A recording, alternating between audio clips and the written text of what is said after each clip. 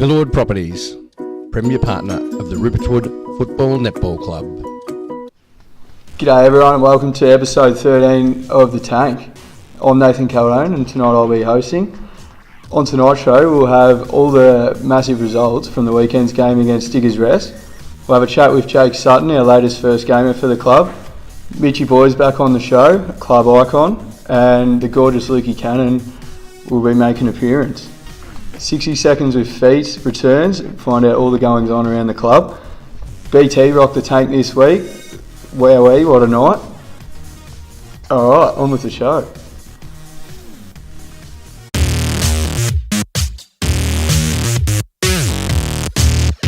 Okay, in the footy, Ruppertwood 13-8-86 prevailed over Diggers 12-10-82. The Puddlesack boys kicking 3 goals apiece and Cameron Corey best on the ground. Sees Ruppo sitting proudly on top of the ladder.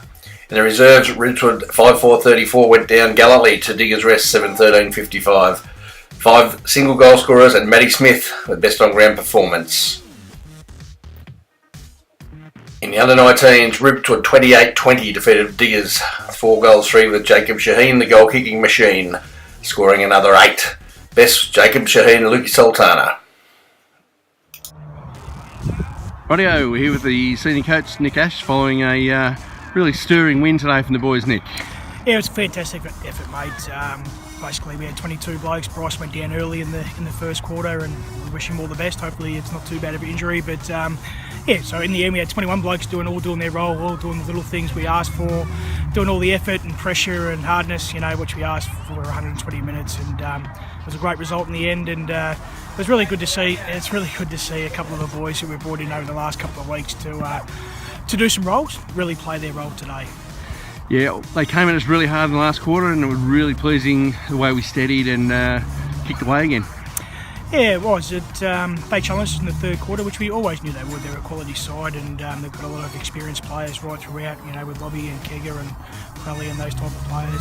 We always knew they were going to come back pretty hard. And for them to hit the front in the third quarter and then once in the last quarter and us to respond and get the result in the end, which was a 4-point victory, was really pleasing. I suppose sometimes you sort of sit there and you think, hopefully we don't, fall into the trap where, we think it's too hard or anything like that. But the boys dug deep, got to the bottom of their stomach, dug out what they had left, and got a really good victory in the end. Absolutely. Fantastic. So proud of the boys today, and it holds us in good stead for Kangas next Saturday. Oh, mate, it's massive. It's just so close up there in the top 5, between, Macedon, Riddle, Walland, and obviously ourselves and Diggers. It's a really bottleneck up there, I guess you could say, and I suppose a loss to any side in that top 5 could almost send you from a top 2 chance to virtually 5th spot on the ladder. And with the quality of those sides in there, it's not really fair that they finish that in that position. But obviously we've got a fair bit of work to do against Sunbury next week, and really respect Sunbury and the way they go about things, and I'm sure they're the same with us. And to get back on our home deck, which we haven't really played many games over there over the last month, it would be good to get out there and put on a show, I guess you could say, for the faithful.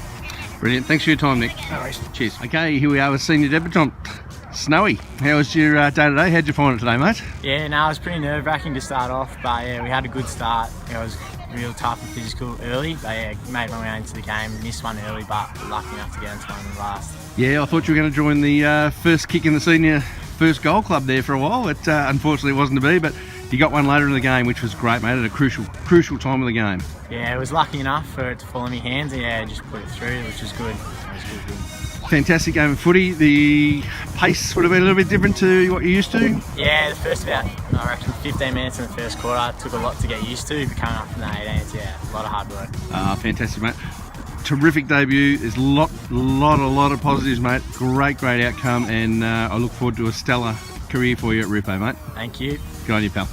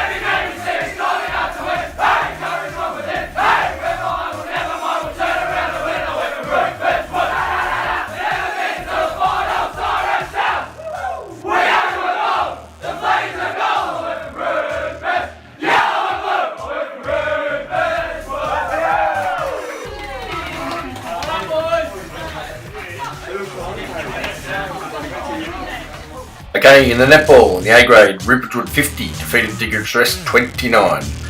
Best were Amy Starzer, Claire Johnson and Abby Gilmore. The girls currently occupy second position on the ladder. In B grade, Rupertwood 40 defeated Diggers Rest 20. Best players were Sarah Crowley, Georgia Hallier and Emily Katona. The girls are currently sitting on top of the league table. And in C grade, Rupertwood were beaten 31-15 by Diggers Rest. The best Beck Purcell, Danielle Scardamalia and Katie Castle sees the girls sitting on third position. And in the under 19s, Rupertwood 43 defeated Diggers 13. Best were Beck Purcell, Emily Katona and Eloise Freeman, with the girls sitting right up there on top of the competition ladder.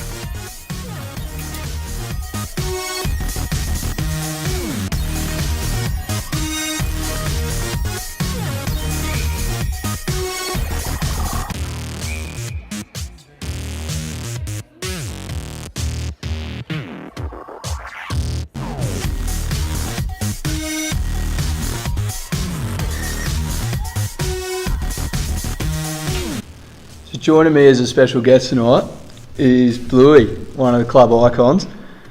Mate, I wanted to delve in, I know you've been on the show a few times, I wanted to talk about more of your off-field performance and identity. I've heard you've recently dubbed yourself the Tip Rat. Can you take me through that?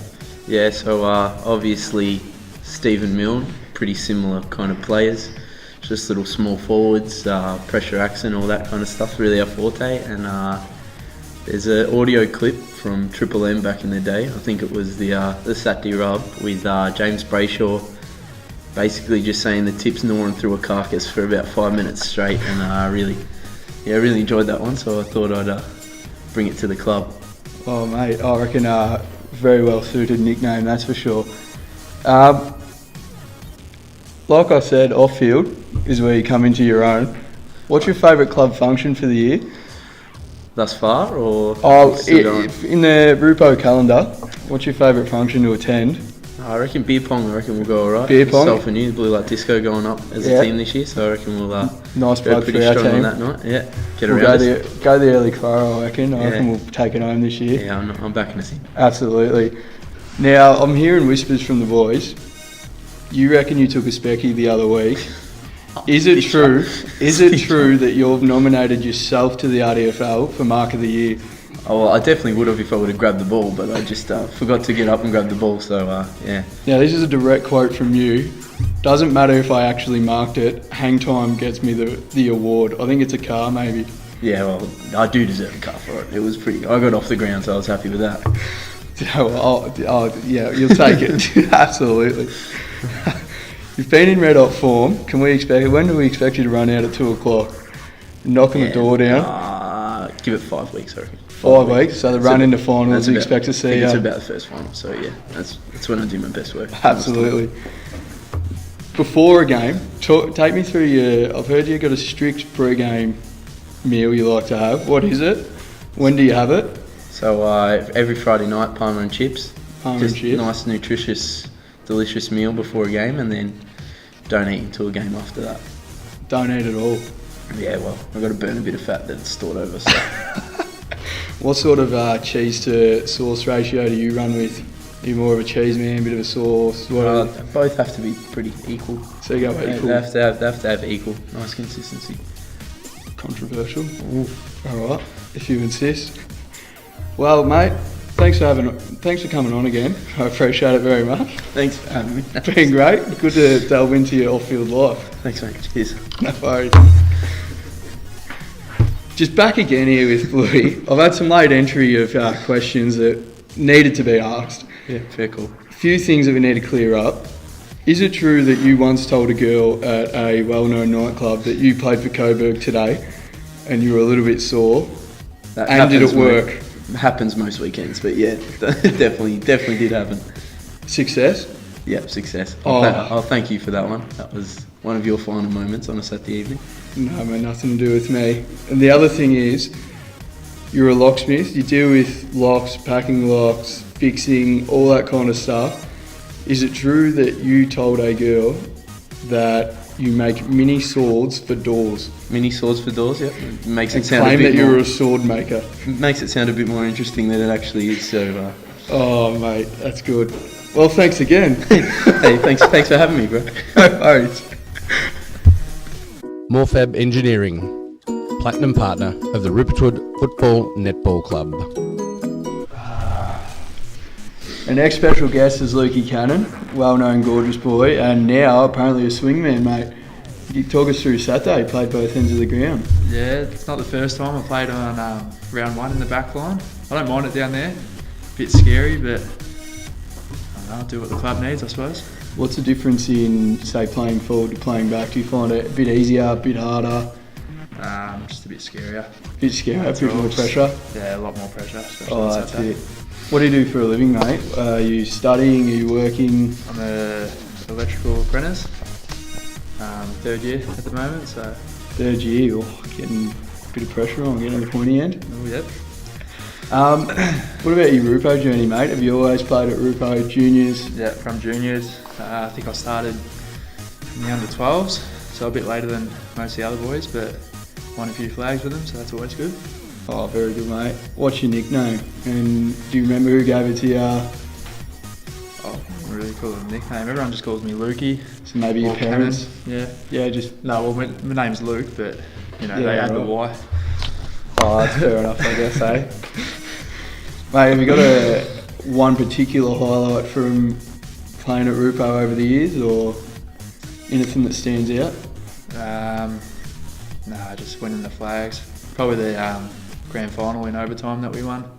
That was 14s or 16s. Geez, 14s, I'm pretty sure. It's a pretty good one to have. It was a pretty good one, that was. Now, mate, we all know, and you'd like to deny it, but we know it's true. You're the best looking bloke down at the club. Is there a Mrs. Lukey Cannon wandering around alongside you, or No comment. just on the market at the moment, or come on, mate, this is Still on the we've market. got to give us something Still on the market. to put on the preview. Yeah, nah, I'm single. Single, mate. Oh, it's the way. Single. Before you go, one last question. Who would you least like to have in your room at footy trip out of all the senior boys, and why? Or maybe just least likely.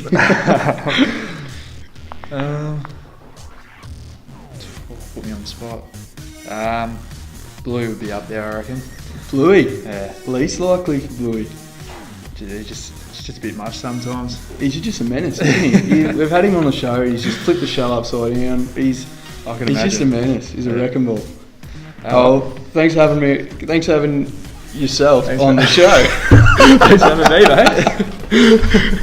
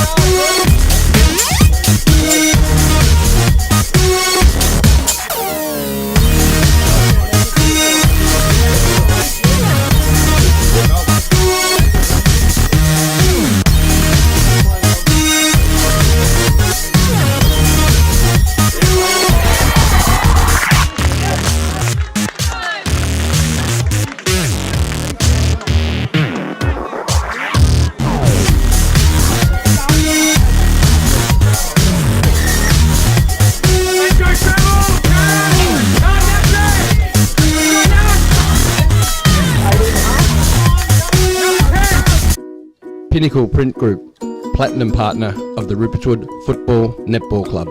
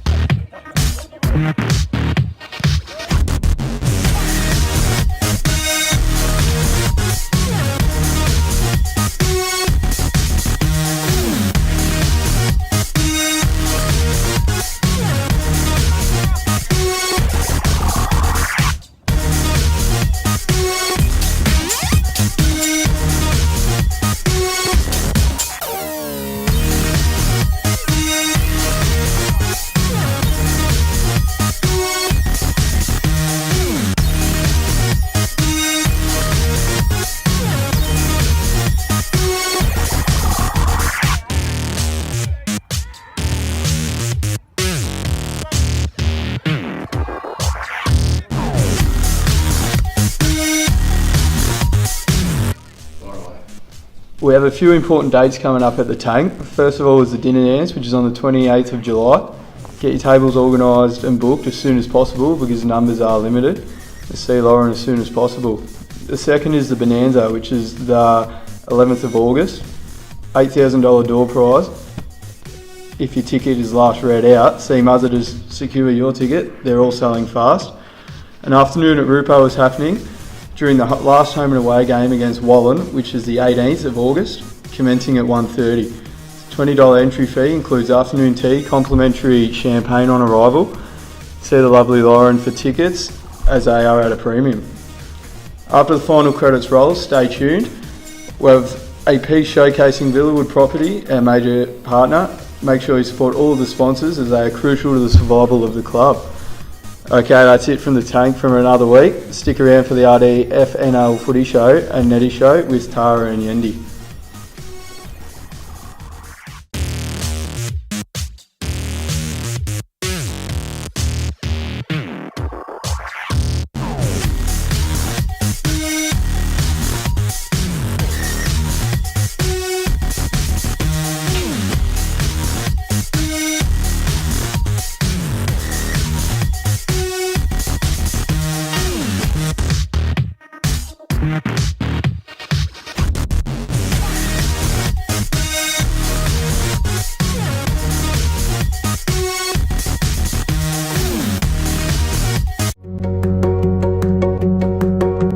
At Villawood Properties, we create communities with fun as our inspiration.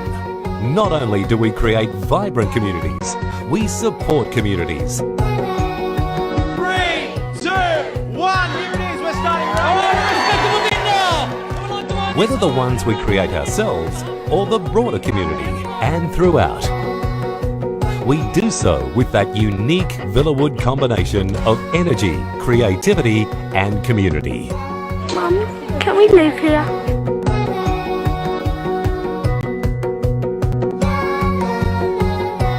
We're about creating environments where kids of all ages can be kids and have fun.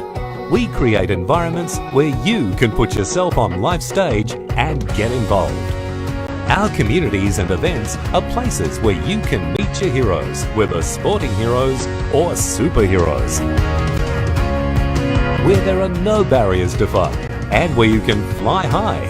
Where the ordinary and the everyday becomes the extraordinary. And where belonging and entertainment are the rule, not the exception. Villawood Properties. Live a fun-filled life. This place is the best!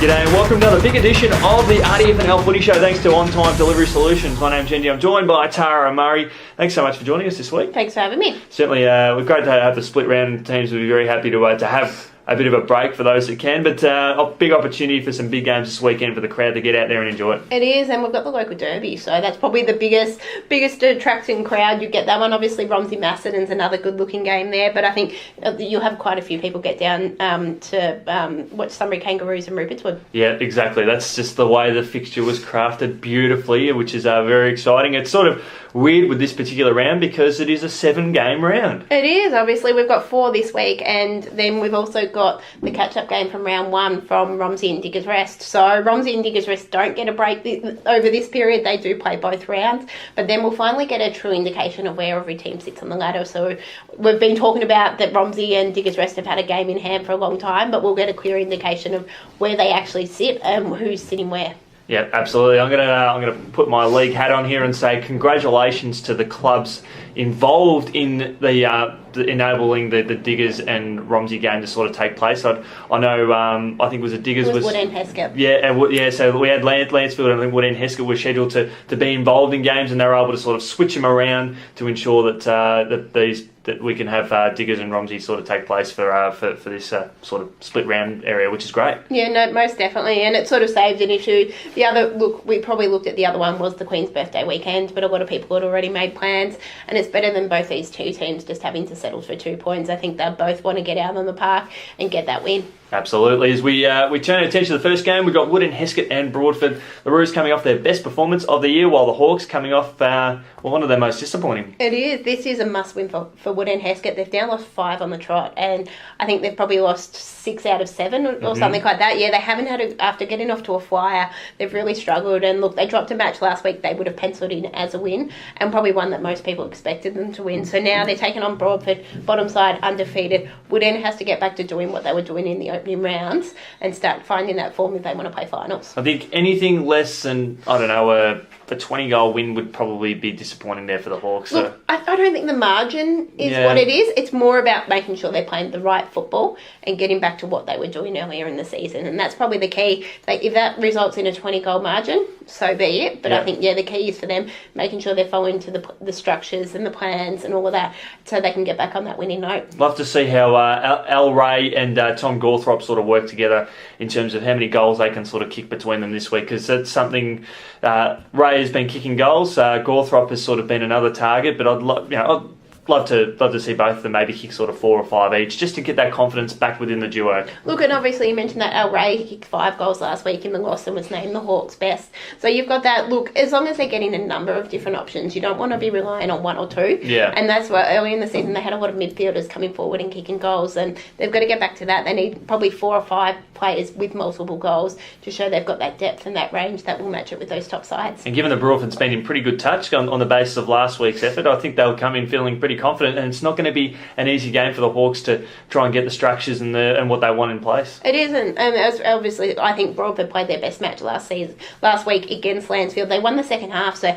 that's, even though they didn't get the points, that's a massive confidence booster for that side, that they can actually win a half of football, and that's probably the first time they've done it all season. Lansfield versus Diggers Rest. This is going to be an intriguing contest, I think. Look, I think it's going to be intriguing. I think Diggers Rest will still have an easy win. I saw them play last week, and look, they could have quite easily got the win against Rupert's Wood, where you've got Lansfield's coming off two successive wins, but Diggers Rest is a very different proposition to Broadford and Rockbank, who they've beaten in the last 2 weeks. Yeah, and Lansfield probably lack that experience and depth that the Boroughs do have, but I think it'd be a good challenge for them, sort of assessing where they're at the moment and what they probably need in terms of players for next year. Yeah, definitely, and they're assessing players. They keep bringing in some youngsters, giving them opportunities, and you can sort of see where they fit into the side. Whether they look to bring a lot of players in next year, I'm not sure, or they stick with the local approach and build on that for 2-3 years.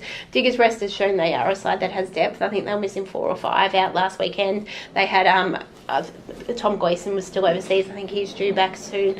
You had Brent Tuckey pulled out with illness. BJ Kilty is in a moon boot at the moment as well, so I expect him to miss a few weeks, and I think there was a couple of others missing on the weekend, so they've still got players to come back in as well. How do you think Diggers Rest will take this game? Look, I think it'll be a big Diggers Rest win. How convincing, I don't know. They have been a little bit up and down down. There's been a couple of matches we thought they would have bigger margins than what they have, but then earlier in the season we saw them absolutely dominate these teams. So look, it'll be a Diggers Rest big margin, but how much I'm not sure. Down the road, the Redbacks are playing host to Macedon. This could be an interesting contest. Look, probably on paper, this is the most interesting match of the weekend. You've got Macedon, who is coming off a loss, versus Romsey, who's looking to seal that 6th position, and he's hit some good form, obviously, against some of the lower sides. But for them, it's a test in trying to get a win against one of these top sides. That's what they haven't been able to do. They haven't got that scalp yet, have they? They haven't beaten any of the top 5 teams. So if they can get one here, it would be really, really important. Obviously, for the Cats, they're coming off 2 really, really close results. They've got the points in one, and they didn't get the points in the other. They could have quite easily gone 2-0 or been 0-2 in those 2 weeks. So for them, look, they're playing some good football. You don't always get the results in those close ones, but they're playing really, really good football. Yeah, exactly. And Dan Markworth played exceptional footy last week. He was their best player, but he showed a lot of explosion as he was sort of coming through the midfield. And Johnson, they've brought into the club. He's a good, solid target. I know they've got a few injuries. They've still got a few to come back, but I think there's still they showed a lot of great promise against Riddle, and I think there's a lot to like about how they'll go in this game. And look, and you mentioned they lost to Riddle. It was by 2 points, and Riddle's been the most formed team in the competition since round 4. They haven't lost since round 3, so obviously they've gone down to 2 points to the most informed team in the competition. And arguably, from a lot of people, would say Riddle is the best team in the competition. Yep. Despite there's not much between that top 5, but a lot of people rate Riddle that high, so they'd be disappointed, but not overly disappointed with that loss. When you've had a 9-game winning streak and you've beaten sides pretty well, and you're blooding youth at the same time, it's sort of hard to see why we couldn't back them as how well they're going. Exactly, but then on their day, you look, the Cats can get over the line. We saw that round 1. Obviously, Riddle weren't quite up and going then, but the Cats got over the line then. So, look, I think Macedon will bounce back with a comfortable win this week. Yeah, and I still think Romsey, they'll be competitive, and they've got a lot of young kids coming through and working it really well. As we look to the last game, this could be... I think this is going to be an intriguing game, this one. Rupert's Wood and Sunbury Kangaroos. I just envision just a hard slog, at least for the first half, and then the rest of the game will sort itself out in the second. And that's how it played out the first time these two teams played. It was a really good first half, and then Rupert's Wood were able to kick away in the second half. And it's sort of every time these two teams meet, no matter where they are on the ladder, they get up to play each other. It's that local rivalry. They want to be the top team in Sunbury. Yeah. So, look, I'm expecting a good, interesting match. Probably not a massive blowout, but I'm expecting, if Sunbury Kangaroos were competitive for a half against Wallen, and I'm expecting at least that, if not more, against Rupert's Wood as well. This is like the third and final game of the sort of the crosstown rivalry. Like the last few weeks, we had Sunbury Kangaroos play Diggers, and we've had Rupert's Wood play Diggers Rest. Now we've got these two teams come out the other side, and they're ready to take on each other. Yeah, definitely, and yeah, it's always quite interesting one. And Sunbury Kangaroos were obviously disappointing against Diggers Rest. They didn't kick a goal until the last quarter, but they bounced back against Wallen and showed some good signs. If they continue to play like that, they'll definitely push Rupert's Wood. Yeah, exactly right there. Well, that's just the 4 games that we've got for this weekend. We've got another 3 the following week, which we'll discuss next week. Thanks to our friends at On Time Delivery Solutions, and thanks to our mate Poundy for joining us again as another special guest. Tara, thanks so much for joining us. We look forward to catching up with you next week. Thanks for having me.